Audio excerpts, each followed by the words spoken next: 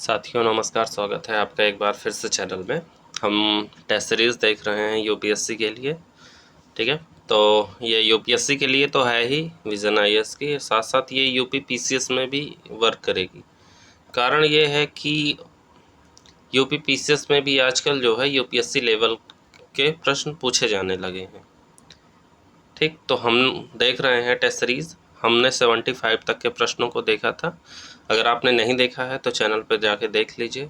साथ साथ अगर चैनल पे नए हैं तो चैनल को सब्सक्राइब भी कर दीजिए और वीडियो लाइक कर दीजिएगा, पसंद आएगा तो, ठीक है। उम्मीद करता हूँ कि आपको ये वीडियो पसंद आएगा। तो 76 से आज शुरू करते हैं, 100 तक के प्रश्नों को देखेंगे। 25-25 प्रश्न शामिल इसलिए किए जा रहे हैं जिससे वीडियो ज़्यादा बड़ा ना हो जाए और आपको चीज़ें समझ में आएँ, क्योंकि बहुत महत्वपूर्ण परीक्षा है।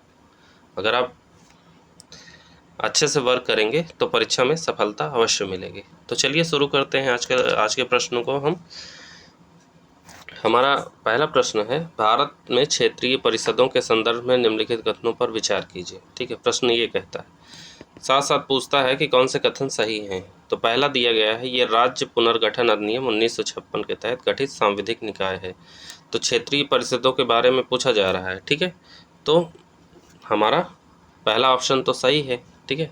राज्य पुनर्गठन अधिनियम 1956 द्वारा इसको गठित सांविधिक निकाय का दर्जा मिला है, ठीक है। ये संवैधानिक निकाय नहीं है, सांविधिक निकाय है, ये याद रखिएगा, ठीक। इस अधिनियम ने देश को 5 क्षेत्रों में विभाजित किया, ठीक है। कौन कौन से क्षेत्र? उत्तरी, मध्य, पूर्वी, पश्चिमी और दक्षिणी में, ठीक है। और प्रत्येक क्षेत्र के लिए एक क्षेत्रीय परिषद की व्यवस्था की। हालांकि पूर्वोत्तर परिषद का गठन एक अलग संसदीय अधिनियम पूर्वोत्तर परिषद अधिनियम 1971 द्वारा किया गया। केंद्रीय गृह मंत्री सभी क्षेत्रीय परिषदों के अध्यक्ष के रूप में कार्य करते हैं, ये हमेशा पूछा जाता है, ठीक है। तो जो केंद्रीय गृह मंत्री होते हैं वो सभी क्षेत्रीय परिषदों के अध्यक्ष के रूप में कार्य करते हैं। तो दूसरा ऑप्शन भी हमारा सही है। तो कौन सा ऑप्शन सही हो जाएगा? ऑप्शन सी सही हो जाएगा, ठीक है। राज्य पुनर्गठन अधिनियम की धारा 17(1) के अनुसार प्रत्येक क्षेत्रीय परिषद का अधिवेशन परिषद के अध्यक्ष द्वारा इस निमित्त निर्धारित समय पर होता है, ठीक है। पुंछी आयोग की पुंछी आयोग ने क्या सिफारिश की कि क्षेत्रीय परिषदों की वर्ष में कम से कम 2 बार बैठक होनी चाहिए। साथ ही इन बैठकों का एजेंडा संबंधित राज्यों द्वारा आपसी समन्वय बढ़ाने तथा नीतियों की सुसंगतता के लिए प्रस्तावित किया जाना चाहिए, ठीक है। तो हमारा 76 का सी सही हो जाएगा। आगे बढ़ते हैं अगले प्रश्न की तरफ।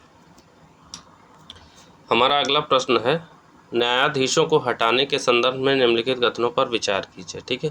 न्यायाधीशों को हटाने की बात की जा रही है।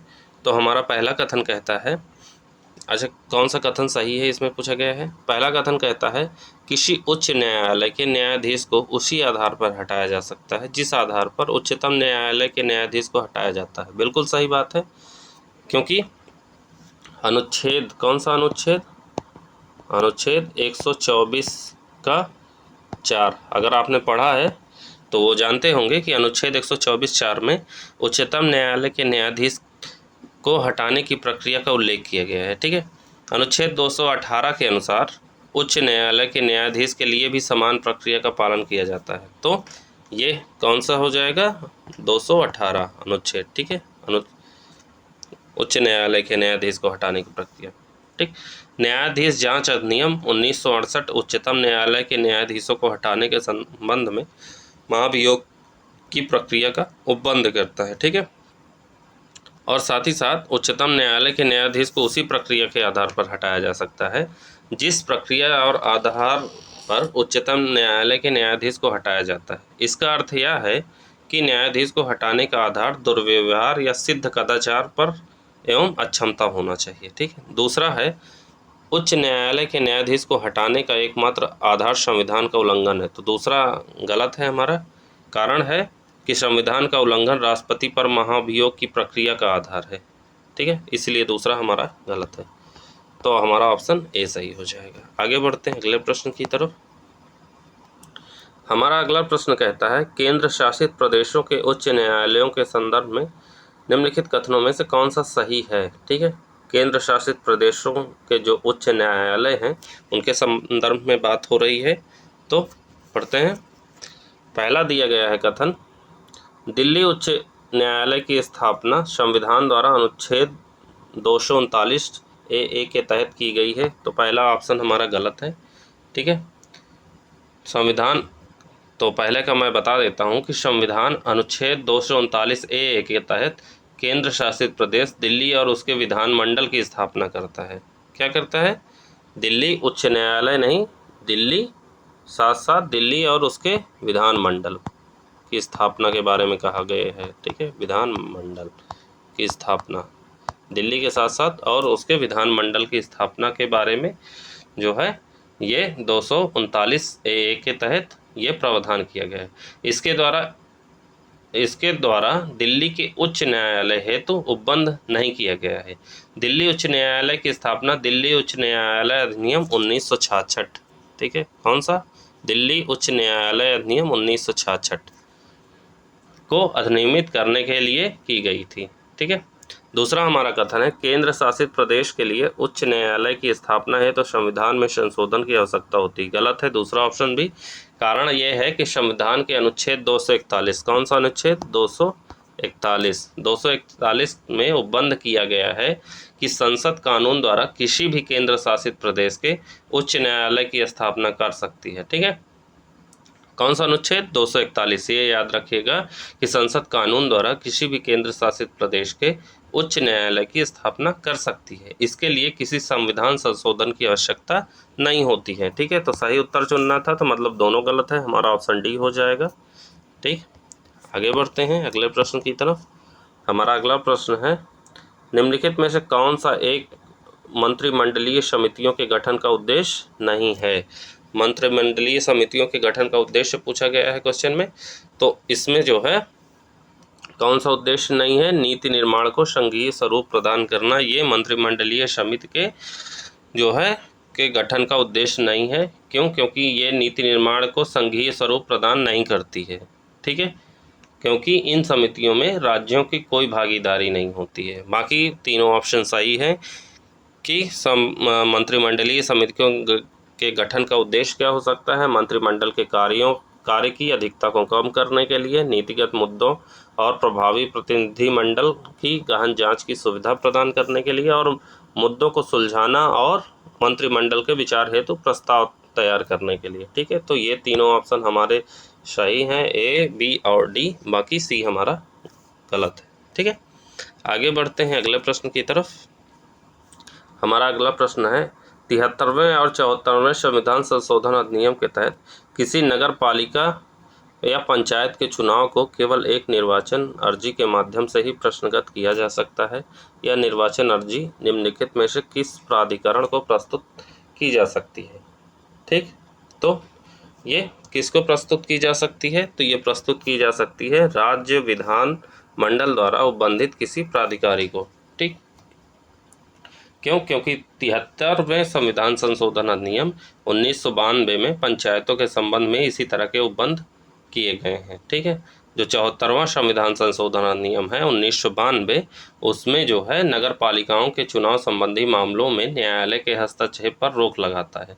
यह उपबंधित करता है कि निर्वाचन क्षेत्रों के परिसीमन या ऐसे निर्वाचन क्षेत्रों के लिए सीटों के आवंटन से संबंधित किसी भी कानून की वैधता को किसी भी न्यायालय में प्रश्नगत नहीं किया जा सकता है। इसके अतिरिक्त यह उपबंधित करता है कि किसी पंचायत के लिए कोई निर्वाचन ऐसी निर्वाचन अर्जी पर ही प्रश्नगत किया जाएगा जो ऐसे प्राधिकारी को और ऐसी रीति से प्रस्तुत की गई है जिसका किसी राज्य के विधानमंडल द्वारा बनाई गई किसी विधि द्वारा या उसके अधीन उपबंध किया जाए, अन्यथा नहीं। ठीक है, तो ऐसा प्रावधान किया गया है।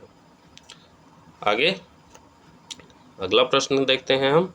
अगला प्रश्न है हमारा, राज्यसभा सदस्यों के निर्वाचन के संदर्भ में निम्नलिखित कथनों में से कौन सा सही है? अब राज्यसभा सदस्य जो हैं उनके निर्वाचन के संदर्भ में पूछा गया है। ठीक है, तो हमारा पहला कथन दिया हुआ है, राज्य विधानसभा के सभी सदस्य निर्वाचन में भाग लेते हैं। तो पहला ऑप्शन हमारा हो जाएगा गलत। ठीक है, दूसरा है, राज्यसभा की रिक्त सीटों के लिए प्रत्येक तीसरे वर्ष निर्वाचन होते हैं। तो दूसरा भी गलत है। क्यों? पहला क्यों गलत है? कारण यह है कि किसी राज्य में राज्यसभा के लिए सदस्यों का चुनाव उस राज्य की विधानसभा के केवल निर्वाचित सदस्यों द्वारा ही किया जा सकता है। ठीक है, याद रखिएगा। दूसरा क्यों गलत है? क्योंकि प्रत्येक 2 वर्ष में, ना कि 3 वर्ष में। ठीक है, ये जो तीसरे वर्ष लिखा है तो यहाँ 2 हो जाएगा। प्रत्येक 2 वर्ष में राज्यसभा के 1/3 सदस्यों का कार्यकाल पूरा होता है। इस प्रकार प्रत्येक दूसरे वर्ष निर्वाचन आयोजित किए जाते हैं। ठीक है, प्रत्येक राज्य में निर्वाचित होने वाले सदस्यों की संख्या संविधान की 4थी अनुसूची के आधार पर निर्धारित की गई है। कौन सी अनुसूची? 4थी, याद रखिएगा। 4थी अनुसूची के अनुसार निर्धारित की गई है। क्या? प्रत्येक राज्य में निर्वाचित होने वाले सदस्यों की संख्या। ठीक, तो हमारा ऑप्शन डी हो जाएगा, मतलब दोनों गलत है। आगे बढ़ते हैं अगले प्रश्न की तरफ। हमारा अगला प्रश्न है, केंद्रीय स्थानीय शासन परिषद की अध्यक्षता निम्नलिखित में से किसके द्वारा की जाती है? तो केंद्रीय स्थानीय शासन परिषद की अध्यक्षता की जाती है आवासन और शहरी कार्य मंत्री द्वारा। किसके द्वारा? आवासन एवं शहरी कार्य मंत्री द्वारा। केंद्रीय स्थानीय शासन परिषद की स्थापना 1954 में की गई थी। कब की गई थी? 1954 में इसकी स्थापना की गई थी, याद रखिएगा। केंद्रीय शासन परिषद की स्थापना 1954 में की गई थी। इसका गठन भारत के राष्ट्रपति के आदेश से संविधान के अनुच्छेद 263, कौन सा अनुच्छेद? 263, याद रखिएगा। अनुच्छेद 263 के अंतर्गत किया गया था। किसके आदेश से? भारत के राष्ट्रपति के आदेश से, याद रखिएगा। ठीक, और इसमें भारत सरकार के आवासन और शहरी कार्य मंत्री तथा राज्यों में स्थानीय स्वशासन के मंत्री शामिल हैं। केंद्रीय मंत्री परिषद के अध्यक्ष के रूप में कार्य करता है, याद रखिएगा। ठीक, आगे बढ़ते हैं अगले प्रश्न की तरफ। अगला प्रश्न पूछता है, निम्नलिखित में से कौन सी स्थानीय शासन की अनिवार्य विशेषताएं नहीं हैं? स्थानीय शासन की अनिवार्य विशेषताएं कौन कौन सी नहीं हैं? तो इसमें जो है हो जाएगा हमारा स्थानीय शासन पूछा है। अच्छा, अनिवार्य विशेषताएं नहीं है। ठीक है, अनिवार्य विशेषताएं। ठीक है, तो इसमें हो जाएगा हमारा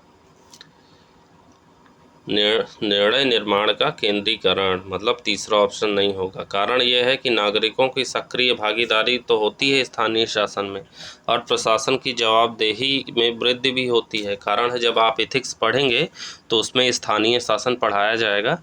ठीक है, एथिक्स की क्लासेस भी होंगी, आप जाके देखिएगा, जो है चैनल पे जल्दी ही होने वाली हैं एथिक्स की क्लासेस। उसमें पढ़ाया जाएगा कि स्थानीय शासन की अनिवार्य विशेषताएं कौन कौन सी है, उसमें बताया जाएगा। ठीक है, तो इस नागरिकों की सक्रिय भागीदारी क्यों सही है? क्योंकि नागरिकों की सक्रिय भागीदारी को बढ़ावा देने के लिए स्थानीय सरकारों का गठन किया जाता है। ठीक है, यह स्थानीय सरकार के स्तर पर ही आम नागरिक अपने जीवन, अपनी आवश्यकताओं और सबसे बढ़कर अपने विकास से संबंधित निर्णय निर्माण में शामिल हो सकते हैं। हमारा दूसरा ऑप्शन क्यों सही है? तो इसलिए सही है कि स्थानीय सरकार गांव और जिला स्तर पर स्थापित सरकार है। ठीक है, स्थानीय सरकार आम लोगों से निपटने स्थानीय सरकार जो होती है आम लोगों हेतु निकटतम सरकार होती है। लोगों के लिए यह सुविधाजनक है कि वे अपनी समस्याओं को शीघ्रता और न्यूनतम लागत दोनों के साथ हल करने हेतु स्थानीय सरकार से संपर्क करें। ठीक है, साथ ही यह प्रशासन की जवाबदेही को बढ़ाता है, क्योंकि सरकारी अधिकारी आम लोगों के लिए सुलभ होते हैं। ठीक है, तीसरा गलत क्यों है? निर्णय निर्माण का केंद्रीकरण तीसरा गलत क्यों है, ये जानना जरूरी है। क्योंकि स्थानीय सरकार की स्थापना का उद्देश्य निर्णय निर्माण की शक्ति का विकेंद्रीकरण करना है, ना कि उसका केंद्रीकरण। ये जो केंद्रीकरण लिखा हुआ है इसकी जगह हो जाएगा विकेंद्रीकरण। ठीक है, इसके अंतर्गत लोग आधारभूत स्तर पर निर्णय निर्माण में शामिल होते हैं। ठीक, याद रखिएगा। आगे बढ़ते हैं अगले प्रश्न की तरफ। हमारा अगला प्रश्न है, संयुक्त राष्ट्र शरणार्थी अभिसमय 1951, ये पढ़ा होगा आपने। संयुक्त राष्ट्र शरणार्थी अभिसमय 1951 के संदर्भ में निम्नलिखित कथनों पर विचार कीजिए। ठीक है, कुछ कथन दिए गए हैं, देख लेते हैं। देखिए, थोड़ा छोटा कर देता हूँ तो दिखने लगेगा। हाँ, पूरा ऑप्शन सहित पूछा है कौन से कथन इसमें सही हैं। ठीक है, पहला कथन हमारा कहता है कि यह गैर प्रतिशोधन के मूल सिद्धांत पर आधारित है, जो कि इस बात पर बल देता है कि एक शरणार्थी को उस देश से नहीं लौटाया जाना चाहिए जहां उसे अपने जीवन या स्वतंत्रता के लिए गंभीर खतरे का सामना करना पड़ता है। तो पहला ऑप्शन हमारा सही है। ठीक है, कारण ये है कि राष्ट्रीय, अच्छा ये प्रश्न पूछा इसलिए गया है क्योंकि अभी चर्चा में भी रहा है। हाल ही में राष्ट्रीय मानवाधिकार आयोग के कार्यवृत्त में सुझाव दिया गया कि दशकों पहले राष्ट्रीय मानवाधिकार आयोग द्वारा तैयार किए गए लेकिन सरकार द्वारा नहीं लागू किए गए शरण स्थल, ठीक है, असाइलम जिसे कहते हैं, और शरणार्थियों यानी रिफ्यूजीज पर मॉडल कानूनों को एक विशेषज्ञ समिति द्वारा संशोधित किया जा सकता है। ठीक, तो पहला ऑप्शन इसीलिए सही है क्योंकि इसका मूल सिद्धांत गैर प्रतिशोधन है। ठीक है, यह सिद्धांत इस बात पर बल देता है कि एक शरणार्थी को उस देश में वापस नहीं लौटाया जाना चाहिए, ठीक, जहां उसे अपने जीवन या स्वतंत्रता के लिए गंभीर खतरे का सामना करना पड़ता है। इसे अब तक प्रचलित अंतर्राष्ट्रीय कानून माना जाता है। ठीक, पहला ऑप्शन इसलिए सही है। दूसरा ऑप्शन देखते हैं। इसके द्वारा शरणार्थी शब्द को स्पष्ट रूप से परिभाषित नहीं किया गया और कोई भी व्यक्ति बिना किसी सत्यापन के स्वयं को शरणार्थी घोषित कर सकता है। तो बिल्कुल गलत है। दूसरा गलत क्यों है? क्योंकि शरणार्थियों की स्थिति से संबंधित अभिसमय एक संयुक्त राष्ट्र बहुपक्षीय संधि है। इसे वर्ष 1951 के शरणार्थी अभिसमय या 28 जुलाई 1951 के जिनेवा अभिसमय पढ़े होंगे, शरणार्थी संकट से संबंधित है, ठीक है, के रूप में भी जाना जाता है। यह संधि शरणार्थियों को परिभाषित करती है। इसमें शरण देने वाले व्यक्तियों के अधिकारों एवं शरण देने वाले देशों के उत्तरदायित्व निर्धारित किए गए हैं। ठीक है, इसीलिए दूसरा गलत है। तीसरा क्या है? तीसरा है भारत ने वर्ष 2010 में इस समय की अभिपुष्ट की है। तो तीसरा ऑप्शन भी हमारा गलत है क्योंकि भारत वर्ष 1951 के शरणार्थी अभिसमय या इसके वर्ष 1967 के प्रोटोकॉल के पक्षकार नहीं है, इसलिए जो है तीसरा भी गलत है। साथ ही भारत के पास राष्ट्रीय शरणार्थी संरक्षण ढांचा भी उपलब्ध नहीं है। हालांकि यह पड़ोसी राज्यों में बड़ी संख्या में शरणार्थियों को शरण देता है और अन्य नागरिकों के लिए, मुख्य रूप से अफगानिस्तान एवं म्यांमार के नागरिकों हेतु संयुक्त राष्ट्र शरणार्थी उच्चायुक्त के जनादेश का सम्मान करता है। ठीक है, तो हमारा ऑप्शन ए सही हो जाएगा, केवल ए। ठीक है, पहला सही है। आगे बढ़ते हैं। अगला प्रश्न है हमारा, निम्नलिखित में से कौन सा भारतीय तटरक्षक बल के कर्तव्य हैं? ठीक है, भारतीय तटरक्षक बल होता है, इंडियन कोस्ट गार्ड जो होते हैं, उनके कौन कौन से कर्तव्य हो सकते हैं? तो उनके कर्तव्य होते हैं समुद्री पर्यावरण का परिरक्षण और संरक्षण, पहला कर्तव्य। ठीक है, समुद्री प्रदूषण की रोकथाम और नियंत्रण, दूसरा कर्तव्य।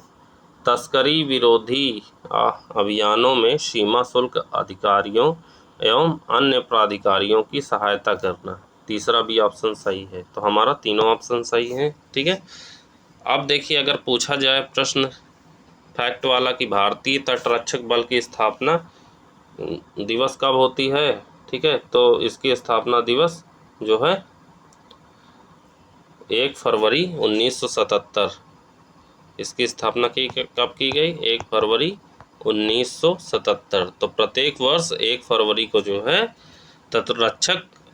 भारतीय तटरक्षक बल मतलब स्थापना दिवस मनाया जाता है। तो 2022 में इसका 2022 में जो है इसका 46वां स्थापना दिवस मनाया गया। ठीक है, 46वां स्थापना दिवस मनाया गया, याद रखिएगा। और जो है इसके क्या कार्य हो सकते हैं? अगर ये तीनों कार्य हैं तो इसके अलावा भी कार्य हो सकते हैं। समुद्र में संकट में फंसे मछुआरों की सहायता करना, मछुआरों को सुरक्षा प्रदान करना, साथ साथ समुद्री कानूनों को लागू करना, समुद्र में जीवन और संपत्ति की सुरक्षा करना, वैज्ञानिक आंकड़ों का संग्रह करना, ये सारे कार्य जो है समूह भारतीय तटरक्षक बल के होते हैं। ठीक, आगे बढ़ते हैं अगले प्रश्न की तरफ। हमारा अगला प्रश्न है, एक तरफ जो है त्यौहार दिया गया है, एक तरफ दिया गया है राज्य। ठीक है, कौन सा त्यौहार किस राज्य से संबंधित है ये हमें जानना है। तो देखिए, व्यंजन द्वादशी जो होती है तो वो व्यंजन द्वादशी मनाई जाती है कहाँ? उड़ीसा में। ठीक है, तो पहला हमारा सही है। ठीक है, व्यंजन द्वादशी उड़ीसा में मनाई जाती है। ठीक है, यह जो है उड़ीसा में वैष्णव संप्रदाय के लोगों द्वारा मनाया जाने वाला एक त्यौहार है। ठीक है, यह हिंदू त्यौहार हिंदू कैलेंडर के मार्गशीर्ष महीने में शुक्ल पक्ष के 12वें दिन मनाया जाता है। ठीक है, यह संतुलित आहार का द्योतक है तथा यह पोषण और स्वच्छता को ईश्वरत्व के रूप में प्रदान करता है। हाल ही में, ठीक है, अगला है हमारा मेदाराम जतारा। मेदाराम जतारा कहाँ मनाया जाता है? ये मनाया जाता है तेलंगाना में। कहाँ? केरला में नहीं बल्कि तेलंगाना में। ठीक है, तो दूसरा ऑप्शन हमारा गलत है। मेदाराम जतारा जो है तेलंगाना में बनाया जाता है क्योंकि जनजातीय कार्य मंत्रालय ने तेलंगाना के मेदाराम जतारा उत्सव के लिए 2.26 करोड़ रुपए मंजूर किए हैं अभी हाल ही में। ठीक है, यह कुंभ मेले के बाद भारत का दूसरा सबसे बड़ा मेला है जो प्रत्येक 2 वर्ष पर आयोजित होता है। इम्पॉर्टेंट है, पूछा जा सकता है, यही इसी तरह पूछ लेगा जो है। कारण ये है कि जो है ये बहुत बड़ा मेला होता है। यह तेलंगाना के आदिवासी समुदाय कोया जनजाति द्वारा, कौन सी जनजाति? कोया जनजाति, याद रखिएगा, कोया जनजाति द्वारा 4 दिनों तक मनाया जाता है। ठीक है, तीसरा है न्योकुम। न्योकुम जो है त्यौहार अरुणाचल प्रदेश में मनाया जाता है, एकदम सही है। न्योकुम यूलो इसको बोलते हैं, क्या बोलते हैं? इसको बोलते हैं न्योकुम यूलो, न्योकुम यूलो बोलते हैं। ठीक, यह अरुणाचल प्रदेश का एक आदिवासी त्यौहार है जिसे नीसी जनजाति, कौन सी जनजाति? नीसी, ऐसे लिखते हैं, नीसी जनजाति। ठीक है, नीसी जनजाति द्वारा मनाया जाता है। ठीक है, यह प्रत्येक वर्ष 23 से 27 फरवरी तक मनाया जाता है। ठीक है, ये याद रखिएगा। न्योकुम शब्द जो है वो 2 शब्दों से मिलकर बना है, न्योक अर्थात भूमि और कुम अर्थात एकजुटता। ठीक है, इससे अधिक फसल उपज और देवी की कृपा प्राप्ति के उद्देश्य के साथ न्योकुम देवी की पूजा की जाती है। यह त्यौहार धरती माता पर सभी देवताओं के स्वागत का प्रतीक है।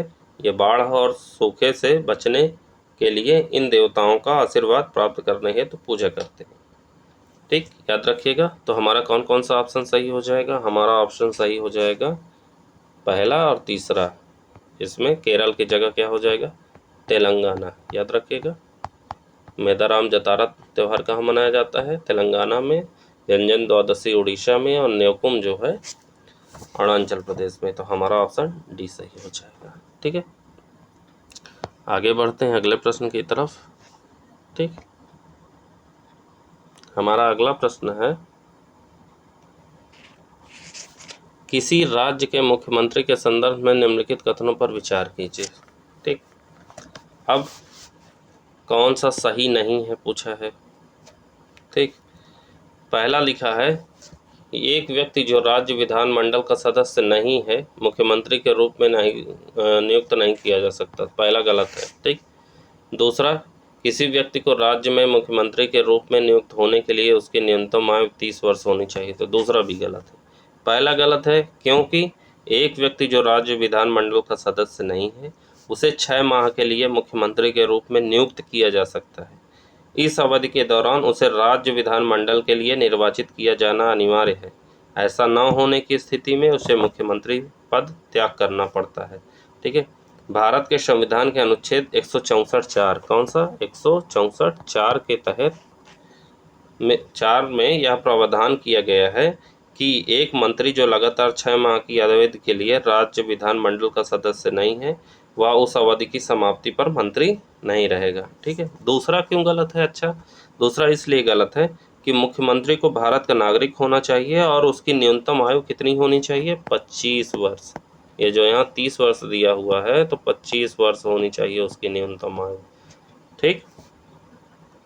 भारत के संविधान के अनुसार किसी राज्य का मुख्यमंत्री राज्य विधानमंडल के किसी भी सदन का सदस्य हो सकता है।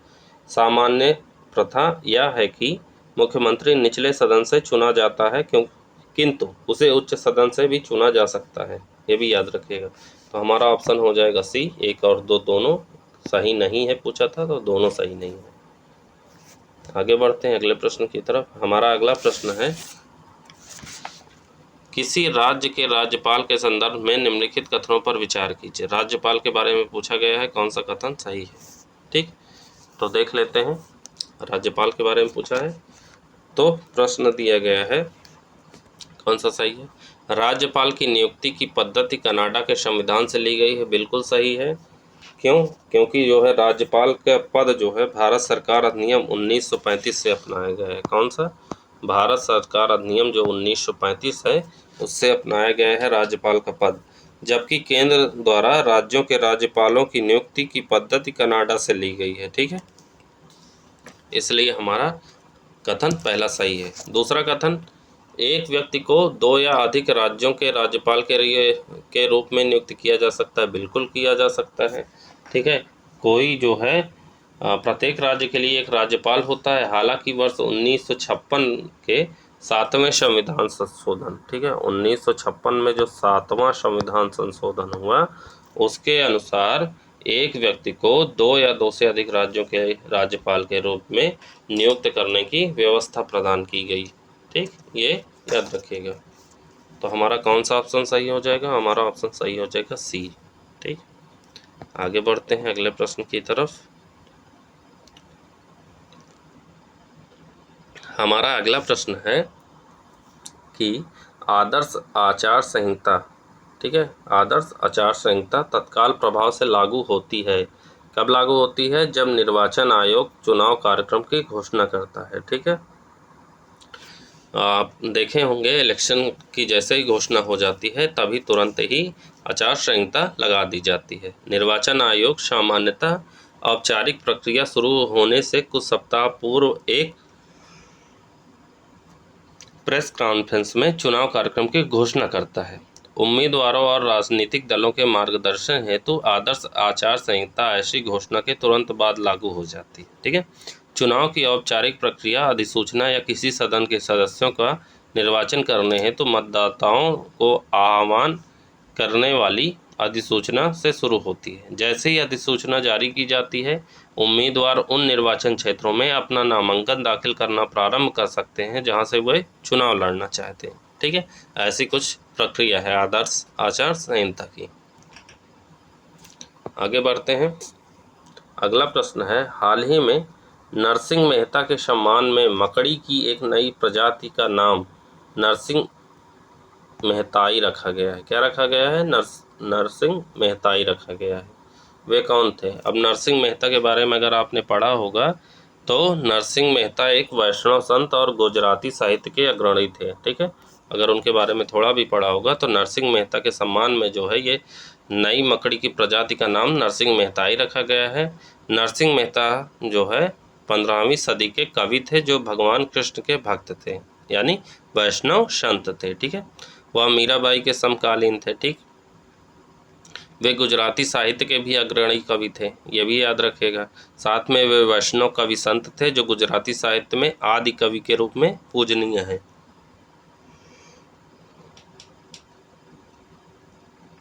महात्मा गांधी का एक पसंदीदा भजन है, आपने शायद सुना होगा, वैष्णव जनते।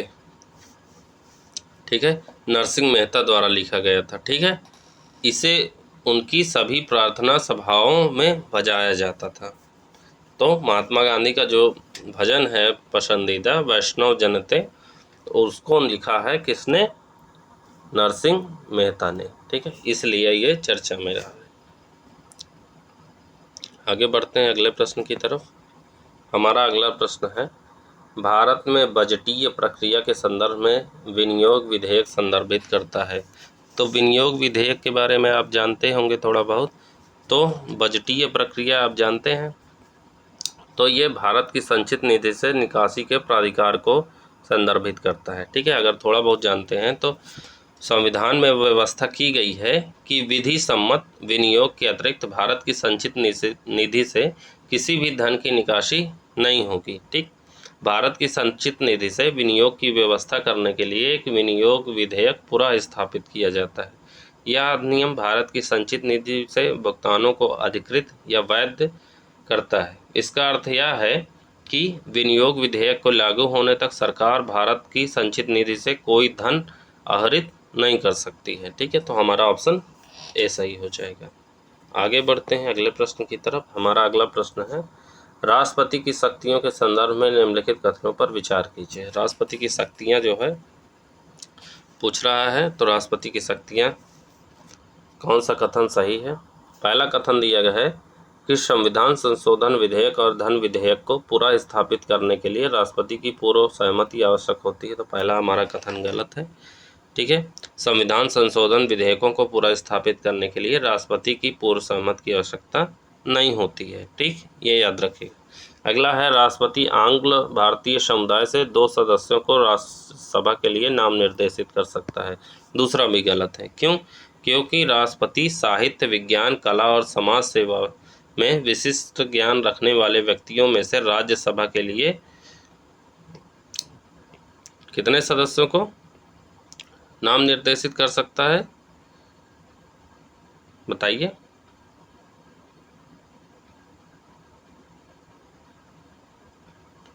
सदस्यों को नाम निर्देशित कर सकता है। साथ ही राष्ट्रपति आंग्ल भारतीय समुदाय से 2 सदस्यों को लोकसभा के लिए नाम निर्देशित कर सकता है। ये जो राज्यसभा लिखा है यहाँ हो जाएगा लोकसभा। ठीक है, लोकसभा।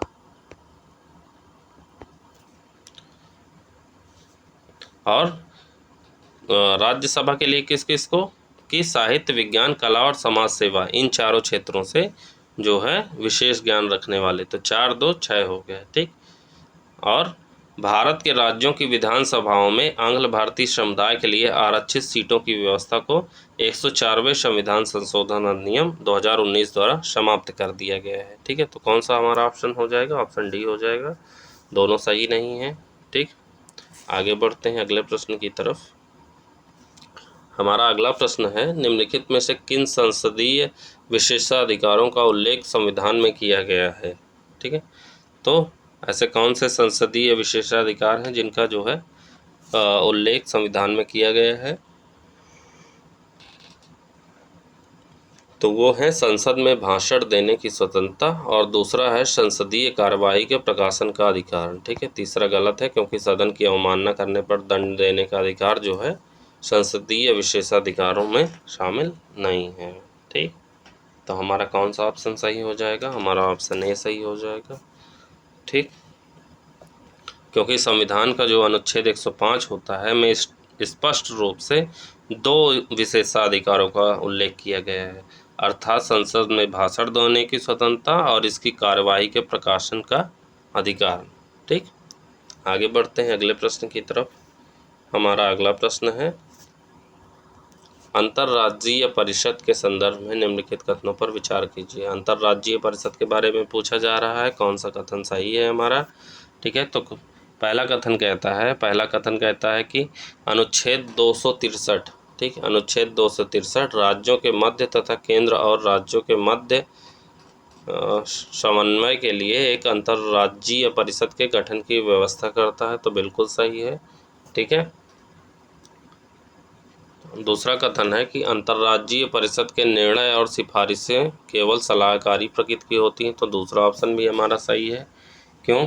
क्योंकि परिषद किसी विवाद, चाहे वो कानूनी अथवा गैर कानूनी हो, का निष्पादन कर सकती है, लेकिन इसका कार्य सलाहकारी प्रकृति का है, न कि न्यायालयों की तरह जिसके निर्णय बाध्यकारी प्रकृति के होते हैं। ठीक, सलाहकारी होता है, बाध्यकारी नहीं होता है, याद रखिएगा। तो हमारा कौन सा ऑप्शन सही हो जाएगा? हमारा ऑप्शन सी सही हो जाएगा। आगे बढ़ते हैं अगला प्रश्न की तरफ। हमारा अगला प्रश्न है, संसद में चर्चा के संदर्भ में निम्नलिखित कथनों में से कौन सा कथन सही है? अब संसद में जो चर्चा होती है उसके बारे में पूछा जा रहा है प्रश्न। तो हमारा सही उत्तर चुनना है। पहला कथन है कि शून्यकाल के दौरान सदस्य किसी भी मामले को उठाने के लिए स्वतंत्र होते हैं जो उन्हें लगता है कि महत्वपूर्ण है। ठीक है, तो ये ऑप्शन सही है, क्योंकि शून्यकाल के दौरान सदस्य किसी भी मामले को उठाने के लिए स्वतंत्र होते हैं जो उन्हें लगता है कि महत्वपूर्ण है, किंतु मंत्री इसका उत्तर देने के लिए बाध्य नहीं होते हैं। ठीक, दूसरा हमारा कथन है कि प्रश्नकाल के दौरान मंत्री सभी प्रकार के प्रश्नों के मौखिक उत्तर देने के लिए बाध्य होते हैं, तो दूसरा गलत है। क्यों? क्योंकि प्रश्नकाल के दौरान जो संसद, अच्छा प्रश्नकाल और शून्यकाल तो आप जानते ही होंगे, नहीं जानते हैं तो थोड़ा पॉलिटी देख लीजिए। प्रश्नकाल के दौरान जो संसद के सत्रों के दौरान प्रतिदिन होता है, मंत्री सदस्यों द्वारा पूछे गए प्रश्नों का उत्तर देते हैं। हालांकि वह केवल तारांकित प्रश्नों के मौखिक उत्तर देने के लिए बाध्य होते हैं। अतारांकित प्रश्नों के मामले में लिखित उत्तर दिया जाता है। ठीक है, तो हमारा दूसरा ऑप्शन गलत है, यानी सही उत्तर चुनना है, तो पहला हमारा सही है। ठीक, आगे बढ़ते हैं अगले प्रश्न की तरफ। हमारा अगला प्रश्न है, निम्नलिखित में से किस राज्य में देवचा 85 कोयला खदान है? इम्पॉर्टेंट है, देवचा 85 कोयला खदान। ठीक है, देवचा 85 कोयला खदान कहाँ है? तो ये है पश्चिम बंगाल में। ठीक है, चर्चा में रही है। क्यों चर्चा में रही? क्योंकि हाल ही में पश्चिम बंगाल सरकार द्वारा देवचा 85 कोयला परियोजना के अंतर्गत अपनी भूमि देने वाले व्यक्तियों को प्राप्त होने वाले मुआवजे के पैकेज में संशोधन किया है।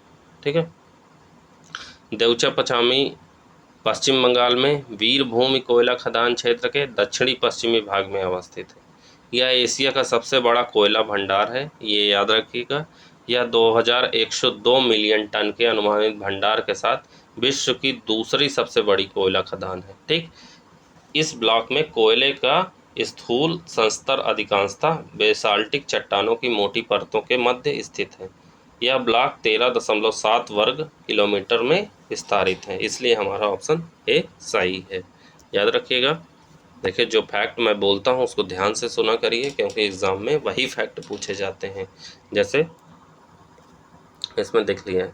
ठीक है, मंत्रिपरिषद के संदर्भ में निम्नलिखित कथनों पर विचार कीजिए। मंत्रिपरिषद के बारे में पूछा जा रहा है, कौन से कथन अब इसमें सही हैं। ठीक है,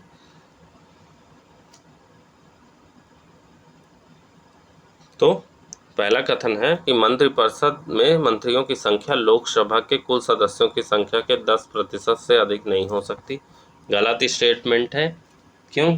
क्योंकि इस संशोधन के द्वारा यह प्रावधान किया गया है, मतलब जो 91 संशोधन अधिनियम 2003 हुआ था, उसमें यह प्रावधान किया गया है कि मंत्रिपरिषद में मंत्रियों की संख्या लोकसभा यानी या राज्य के मामले में विधानसभा के सदस्यों की कुल संख्या के 15%, जो यहाँ 10% लिखा है, यहाँ 10% लिखा है, 10 की जगह 15% से अधिक नहीं हो सकती, इसीलिए पहला हमारा गलत है। ठीक, दूसरा है मंत्रिपरिषद सामूहिक रूप से संसद के प्रति उत्तरदायी होती है, तो दूसरा भी गलत है। क्यों? क्योंकि मंत्रिपरिषद सामूहिक रूप से किसके प्रति उत्तरदायी होती है? यहाँ जो संसद लिखा है उसकी जगह होना चाहिए लोकसभा।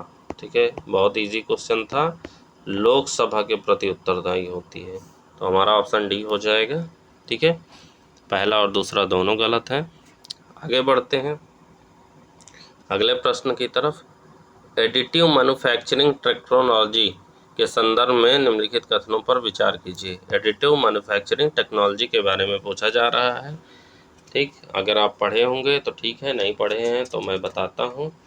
इसमें पूछा जा रहा है कि पहला कथन है हमारा, अच्छा सही उत्तर चुनना है। पहला कथन है कि एडिटिव मैन्युफैक्चरिंग के लिए भारत की राष्ट्रीय रणनीति का लक्ष्य इस क्षेत्र के वैश्विक बाजार में भारत की हिस्सेदारी को 25% तक बढ़ाना है।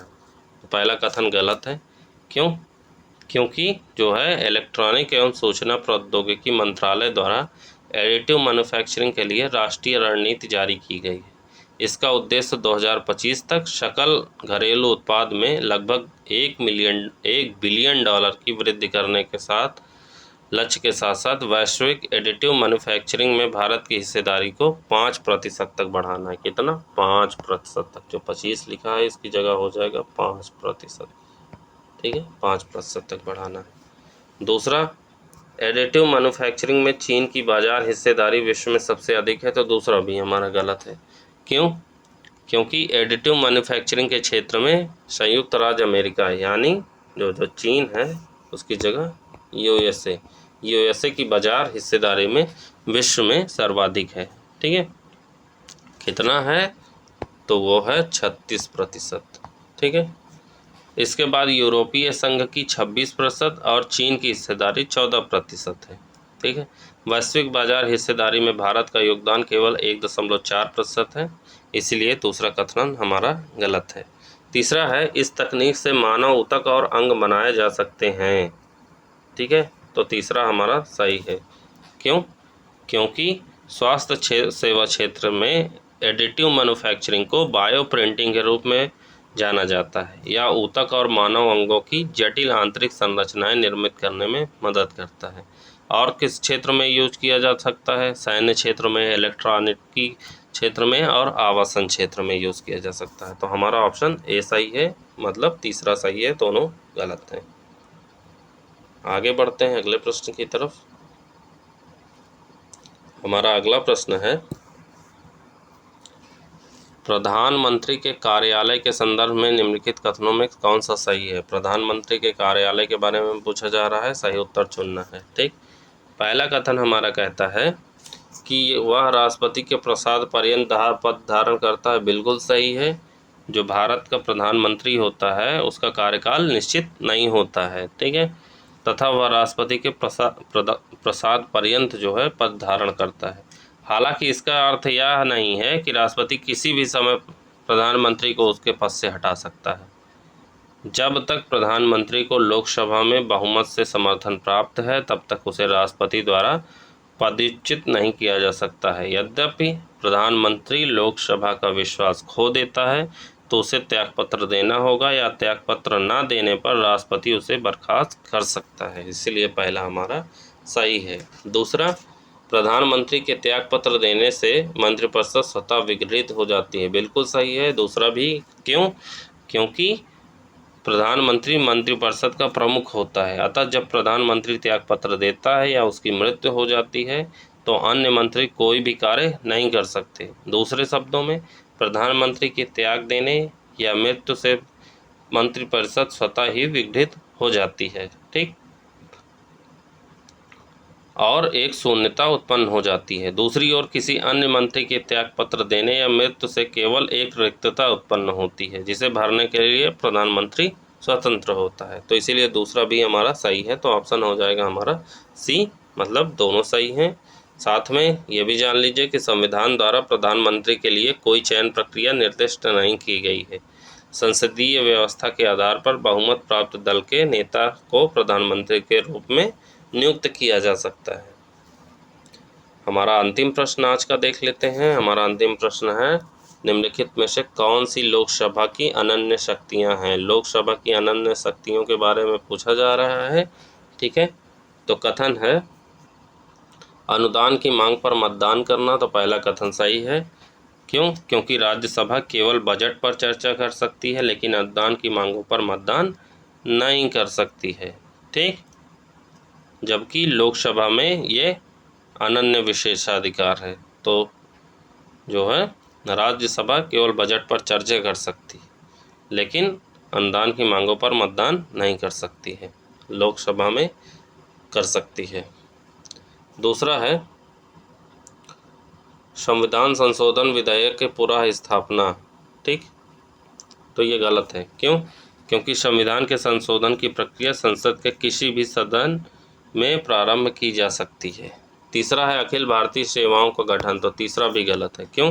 क्योंकि राज्यसभा केंद्र और राज्य दोनों के लिए नवीन अखिल भारतीय सेवाओं के गठन अनुच्छेद 312, आप जानते ही होंगे, सिविल सेवाओं से संबंधित है।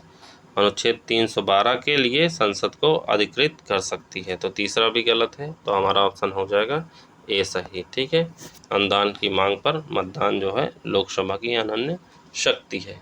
ठीक, तो ये हो गए आज के हमारे 100 तक, मतलब 76 से लेके 100 तक के, मतलब 25 प्रश्न जो है ये 8वां टेस्ट है। पीछे के टेस्ट अगर आपने नहीं देखे तो जाके देख लीजिए। चैनल पे नए हैं तो चैनल को सब्सक्राइब कर दीजिए। वीडियो अगर यहाँ तक देख ही लिए हैं, पसंद आ गया हो तो लाइक भी कर दीजिए। ठीक है, मिलते हैं अगले वीडियो में। तब तक के लिए जय हिंद, जय Bharat. Thank you so much.